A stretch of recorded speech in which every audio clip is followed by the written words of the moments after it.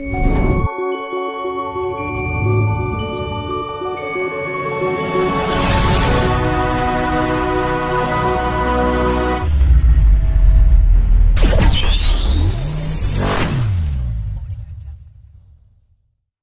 iya ya. Keterikatan inilah yang membawa kita, roh kita untuk mengingat dalam bentuk Wijanana Maya Kosa, sebuah wisdom di dalam diri kita untuk kita kembali menikmati apa yang sudah kita lakukan. Itu surga. Kalau di dalam ajaran yoga sebutnya itu adalah surga ciuta, neraka ciuta. Surga ciuta itu artinya orang yang lahir dari alam surga. Sudah ditakdirkan dari alam surga karena perjalanan hidup dari sebelumnya. Tapi kan sebenarnya yang menakdirkan ya dirinya sendiri sebenarnya. Kenapa? Yang menakdirkan dia nanti akan kembali ke sini ya dirinya sendiri. Dirinya sendiri. Dalam dirinya yoga sendiri. itu semua dirinya sendiri. Iya. Ya, dirinya sendiri. Dan neraka ciuta juga sama seperti itu. Iya, gitu. Nah, terus ketika orang itu meditasi memahami bahwa suka dan duka ini keduniawian, kalau misalnya mengikat diri kita sama-sama adalah kesengsaraan. Nah, kesengsaraan surga pun sebetulnya kesengsaraan. Dalam ajaran spiritual, surga itu adalah kesengsaraan, neraka apalagi adalah kesengsaraan, dalam hidup ini juga adalah kesengsaraan dan juga sekaligus kebahagiaan. Cuman bagaimana menyadari semuanya itu agar kita terlepas dari keduanya itu. Teorinya seperti itu, tapi prakteknya memang berat sekali. Gitu. Prakteknya tuh berat sekali. Apalagi sampai mengalami berbagai macam penderitaan-penderitaan yang harus, tapi ketika kesadaran itu ada, penderitaan ini jauh lebih mudah kita lewati gitu. Sama seperti Mas Hendra. Misalnya ngalah yoga, meditasi, terus ada Mas A gitu, tidak yoga, tidak meditasi. Ketika mengalami penderitaan, sama-sama sakit dirasakan, gitu. Sama-sama merasakan sakit. Tapi Mas Hendra lebih tenang. Si Mas A, dia akan kacau pikirannya. Itu perbedaannya. Nah, terus ketika orang belajar meditasi, apalagi sampai titik samadhi, dia akan membuka pintu rahasia di sahasrara cakranya. Inilah yang akan menjadikan kepada kesunyatan, keheningan, melewati, melampaui alam-alam ini, alam-alam surga ini.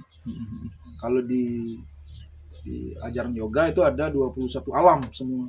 7 alam di bawah, 7 alam di alam kita, alam surga, dan 7 alam sunya. Gitu.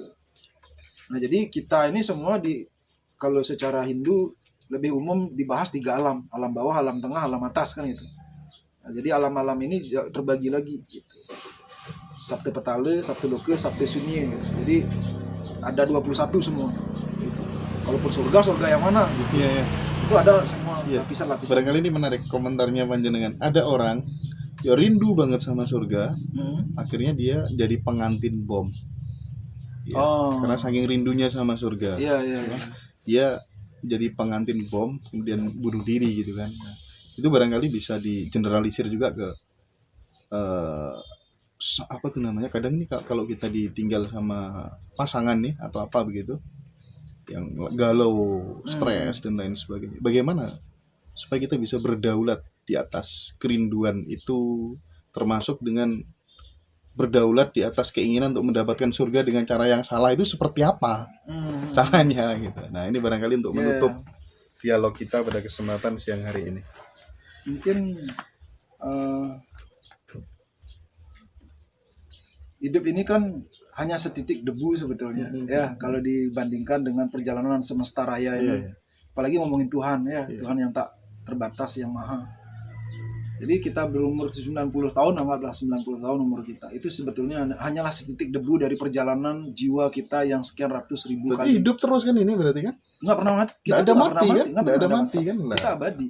Nggak pernah mati. Yang kita anggap bahwa kita rindu surga, yang rindu itu siapa kan gitu. Jangan-jangan cuma nafsu kita aja, ego kita, cara berpikir kita yang salah gitu. Ketika menikah dengan bom yang mati, bukan justru mencapai surga, itu justru mencapai tujuan neraka yang tadi itu gitu. Dan jauh lebih ke keran neraka untuk menjadi manusia yang sama seperti dirinya yang membunuh dirinya sendiri. Itu prosesnya bisa ratusan ribu kali kelahiran lagi gitu. Dan betapa menderitanya gitu.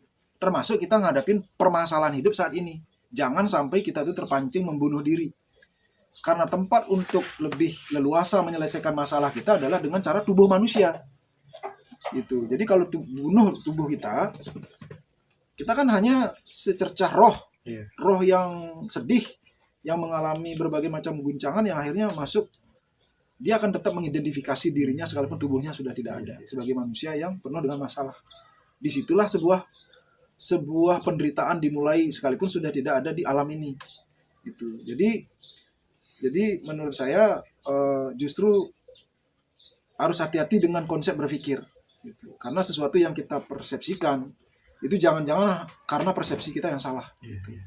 Contoh misalnya ada ini analogi saja ya. Iya. Ketika kita berpersepsi atau asumsi ada orang yang begitu mengganggu di kehidupan kita. Ada seorang anak, kemarin di YouTube sempat saya bahas juga, jangan mudah percaya, jangan mudah tidak percaya.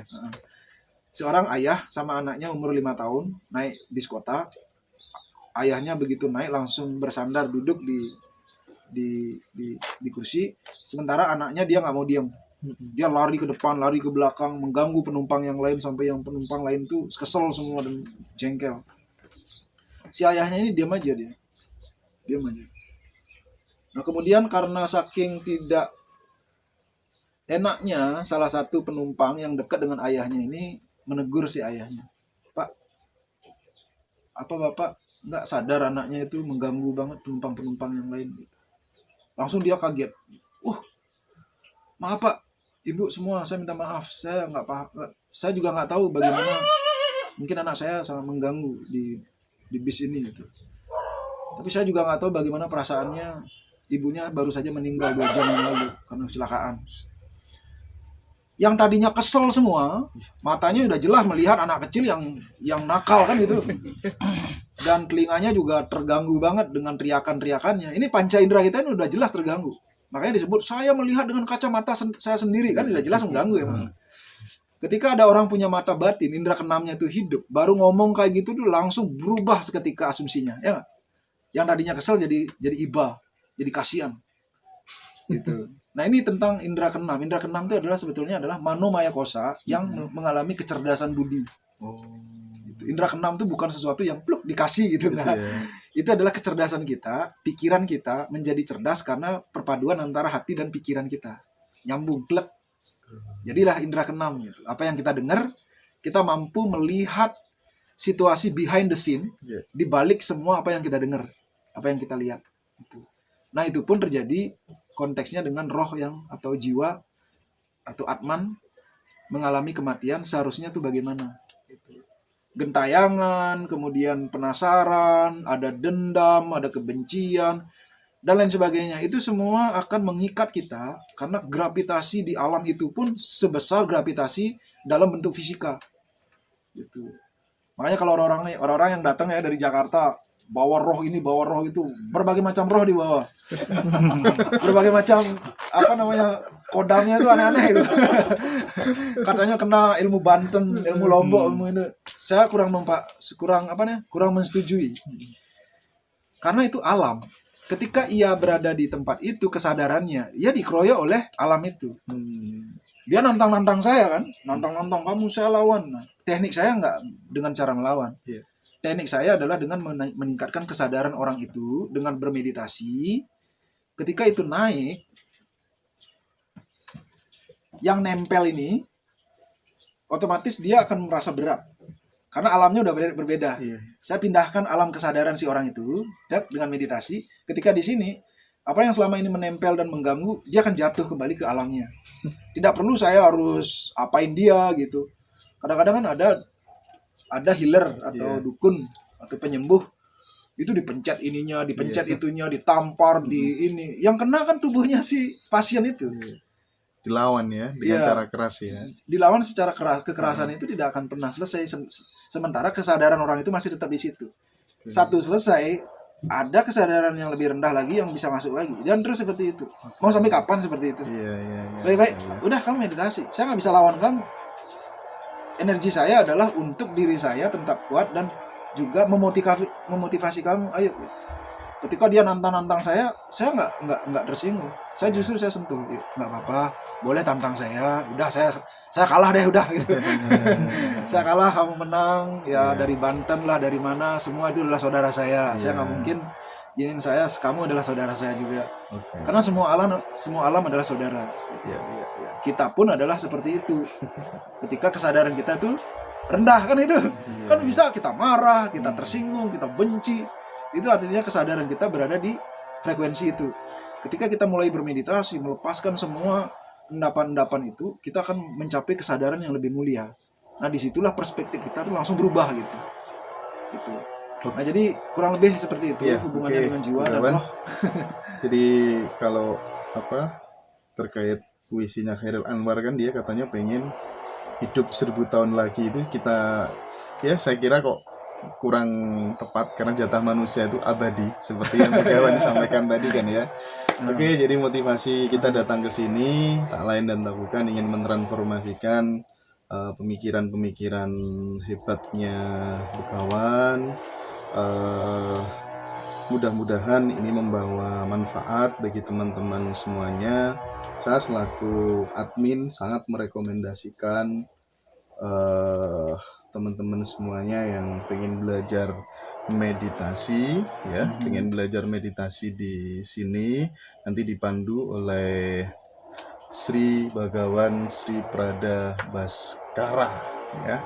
Tadi udah kita jelaskan semuanya dengan sangat detail. Mudah-mudahan ini membawa arti, manfaat, dan guna untuk kita semua. Saya mengucapkan terima kasih kepada Begawan, sudah diterima dengan sangat baik. Mohon maaf apabila ada salah kata.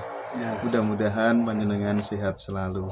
Om Swastiastu, Rahayu, Rahayu, Rahayu. Mungkin saya ada kata-kata terakhir monggo. Kata-kata terakhir sebelum kayak apa aja. Saya ucapkan terima kasih dan kagum dan jempol yang penuh kebanggaan untuk channel YouTube Ngaji Roso. Dari auranya bukan hunting konten, tapi hunting ilmu pengetahuan dan luar biasa, memang dalam sekali. Saya ditelanjangin habis-habisan. Saya ditelanjangin, jadi memang bukan nafsu fisikal, bisa dirasakan tapi ini betul-betul adalah dorongan jiwa untuk mendapatkan ilmu pengetahuan kehidupan. Jadi saya juga sangat bahagia sekali ada satu interaksi antar jiwa sehingga merasa semakin kaya, semakin berbagi, semakin membahagiakan. Dan begitu juga untuk pemirsa juga di rumah semua, terutama tim dari Ngaji Roso, kalau ada kata-kata yang kurang berkenan, ada kata-kata yang tidak cocok, tidak pantas, semua itu hanya kelemahan saya, tidak pernah bermaksud untuk menyakiti, menyinggung perasaan, mohon dimaafkan. Dan untuk selanjutnya boleh silakan diikuti di Pasraman Bali Healing Spirit. Ya, di sana kami berbagi tentang pengalaman hidup seperti itu. Susma, Mas Hendra dan tim. Assalamualaikum warahmatullahi wabarakatuh. Om Santi, Santi, Santi Om.